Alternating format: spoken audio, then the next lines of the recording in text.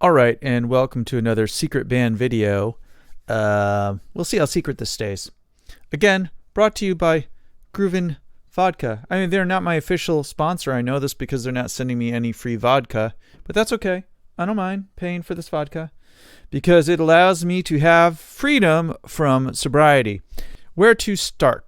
I was given something from Soundtrap, which we've been using as kind of a sketch pad, and the basic groove of it is this right here.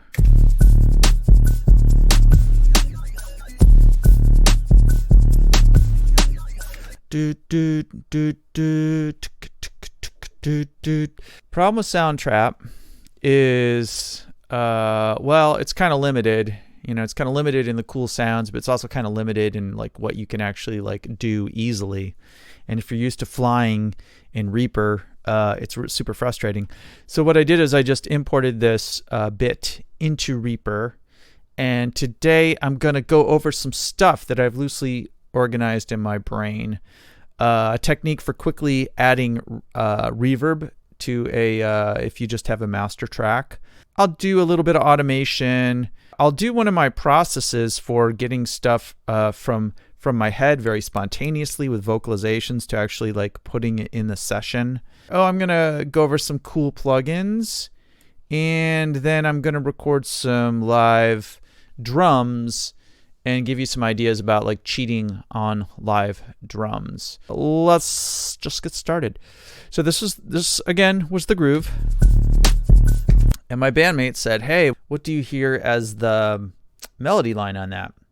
And I came up with something off the top of my head. Now, I'm kind of a vocalist, so I'm used to vocalizing things, but I also think that the human voice is a very efficient instrument for getting ideas across. And probably some of you know that Michael Jackson did a lot of vocalizations that he would hand off to world-class musicians and say, "Hey, I want the bass to go like this." And he'd say, "World-class bassist, play that." And I actually think that's a pretty good strategy. So what I came up with, let's see here.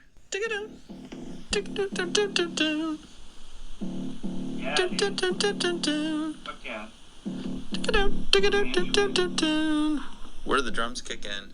Anyway, you can see Sean is very supportive of what I'm doing here. So after I put it down on my phone, which was the quickest way to go, I went into this session and I did some vocalizations. So let's listen to those vocalizations.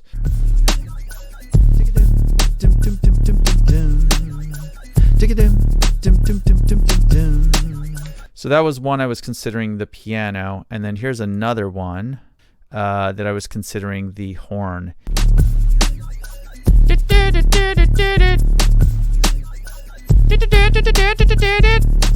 Notice that there's some bends which are going to be kind of problematic, and I actually didn't solve that problem, but I have an idea of how to do it. That instead of it's I'm kind of bending up into that. So I got these two vocalizations. So the next thing I did is I drew in the MIDI notes, right? I basically looked at the vocalization and I drew in the notes and I made sure that they're the right pitch. And you can see in a few places I added a harmony right here and right here, which also adds more volume because, of course, when you have two notes at the same velocity, these are both at 96, you should, in theory, be bringing the volume up about 6 decibels. So these ended up kind of being accents as well as harmonies, which is cool. And then this didn't exist at all. I just did this kind of intuitively by ear. I put in these kind of notes, which are actually the octave of this lower note here. But who cares about that? Let's just take a listen to it. And I put in Piano Tech, which is Piano Tech is the coolest piano plugin that I've found. It's actually no samples. It's all synthesized. And for what I was doing, which wasn't, a lot of solo piano work, I just love the thing. The problem is it's pretty damn pricey. The full version, and this is years ago, was like maybe $400 or $500. So I got the stage version. Anyway, let's listen to it. That is not the loop.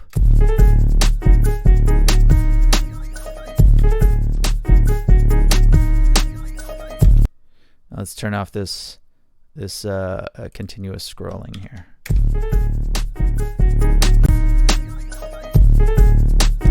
Okay, that sounds cool, but I also wanted to add some distortion to it because to me this thing sounds mean, so I wanted it to sound meaner.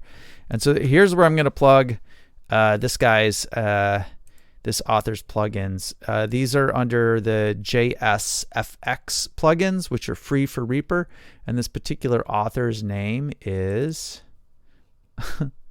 is being cut off. Oh no, wait, there it is. Here it is, by Geraint Luff. He gives you about like 40 plugins that are free, and some of them are super useful. I just started to crack this thing open. I got it because they had a EQ curve match, which I used in another application. This was just a distortion that came here, came with this plugin set. And if you have Reapack, it's a kind of a scripts and plugin manager for Reaper. It's super easy to get this. All you do is you put in the URL to Reapack, and it goes to the URL and grabs the plugins and puts them in the right spot. So I highly recommend that. Maybe I'll do a video on that at some point. Anyway, let's listen to it with the distortion on it.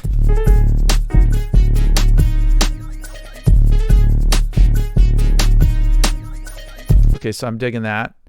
The other thing I did was this were the horns. I did the same process with the horn. I basically, up here you can see I've got these vocalizations, and down here I drew in the MIDI notes, and yes, I did draw in a harmony here. So this is vocals right here and MIDI notes, and I ran this into Kontakt. This is a super old version of Kontakt, and this is just the stock horn.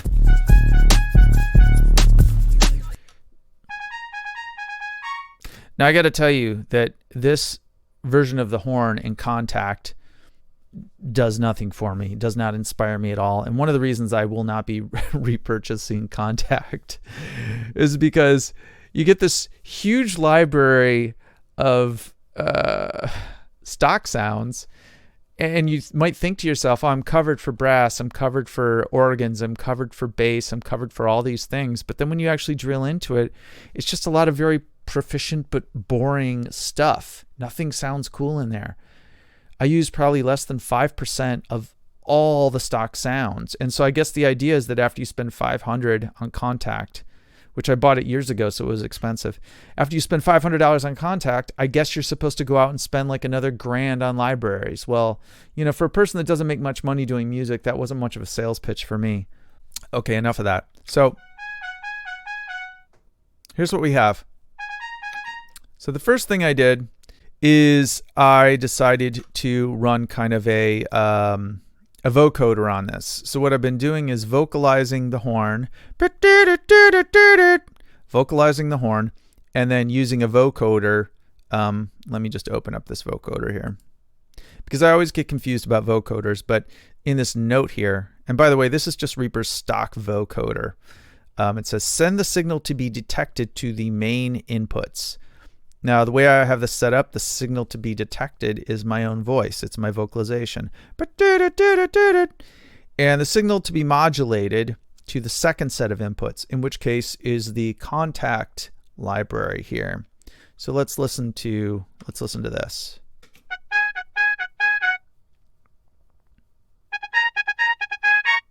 Okay, so if you rewind the video and listen to the original, you'll see that this is a step up. It might be hard to tell because I've been blabbing in between the two, but this is a step up. The next step up, in my estimation, would be to add this sandwich amp distortion, which I already used over here on the piano. Let's listen to that.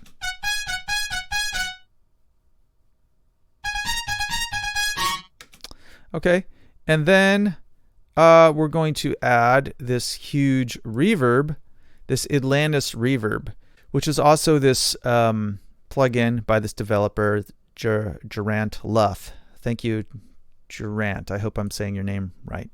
And that sounds like this.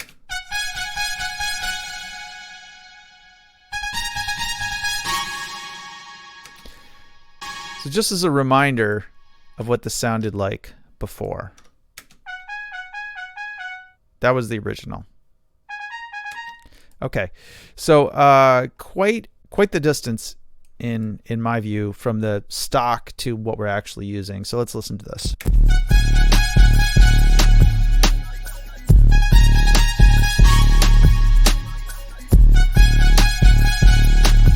After I got the piano sounding where I wanted more or less, and I got the horn sounding more or less, I exported it out into a master track, right, which is just a right and left.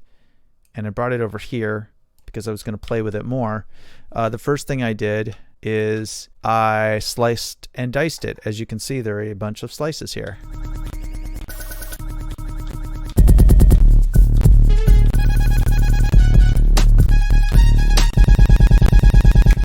One of the things Soundtrap doesn't have going for it is kind of interest sometimes. Sometimes it's just kind of like stocky sounding and repetitive. And if you compare it to something with good modern production, it just, it doesn't cut it.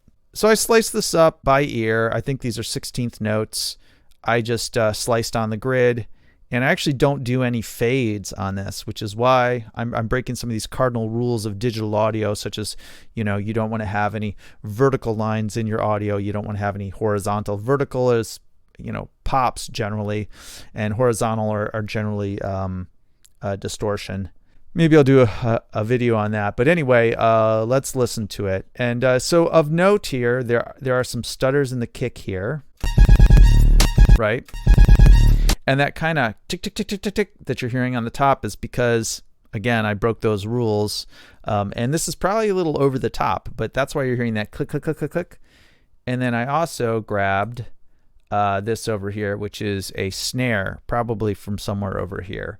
Because the end of this 10 bars, I feel like before it starts over again, as like a whole phrase, it kind of needed a snare right here. So let's just listen to the whole thing.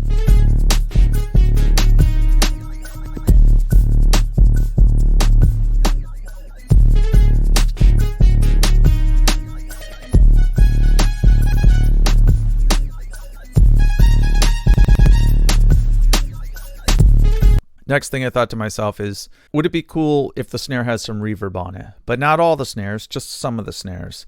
Because the snare is one of those instruments that can sound really cool with reverb. Not all the time, but some of the time. And this is a very dry reverb. So I did this little trick where I basically cut out the snare. If we zoom in here, I cut out the snare and I just dragged it down, a copy of it, down to this track over here. And I actually added some fades to it. These are 10 millisecond fades. If you don't add the fades, again, chances are you're going to have this click, which is due to really abrupt changes in amplitude. So I put some fades on them. And then what I did is, let me get on this track. I sent all of these little snippets right here to the reverb, and I sent them pre-fader. So I could actually pull the fader way down. We don't want to double up the volume of the snare, right? We don't want the volume here and the volume there. We just want to use this track to send to the reverb. Okay, so as you can hear, you can tell we are not getting the original snare. We are just getting the reverb. When we listen to this in context,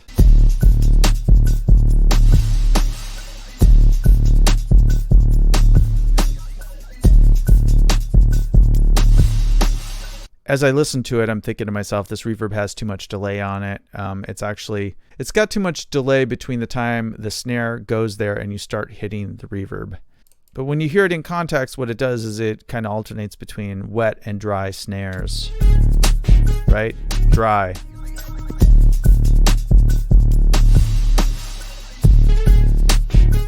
Man, I really don't like that.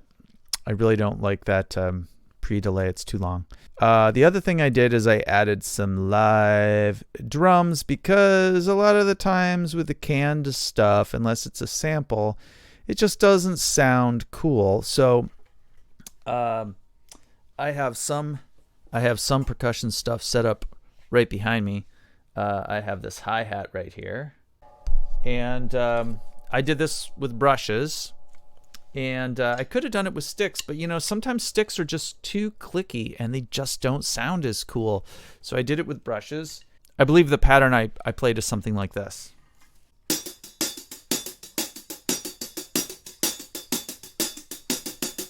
So it's kind of like a triplet pattern. It's like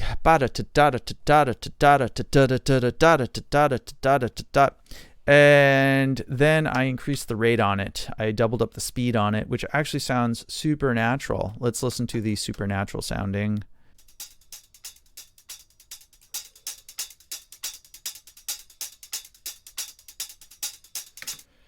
So that sounds really natural for increasing the rate by 2. And here's the original speed. So I liked some of it doubled up and some of it at the original speed. And because I didn't want to have too much high end, what I did is I automated down the high end in these places, like, you know, for example, right here. So this is an automation of the high end on this stereo master track, for lack of a better name. And I'll show you what that looks like. And just watch this over here. This is the high end coming down.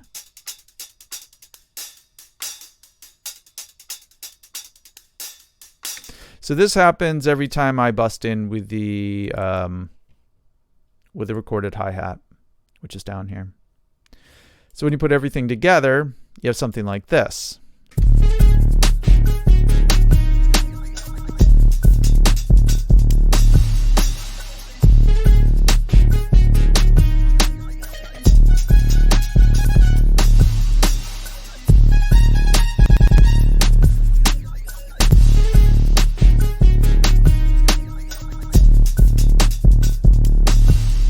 Today's session was brought to you by Groovin. It's also a sponsor of the nap that I'm going to be taking shortly.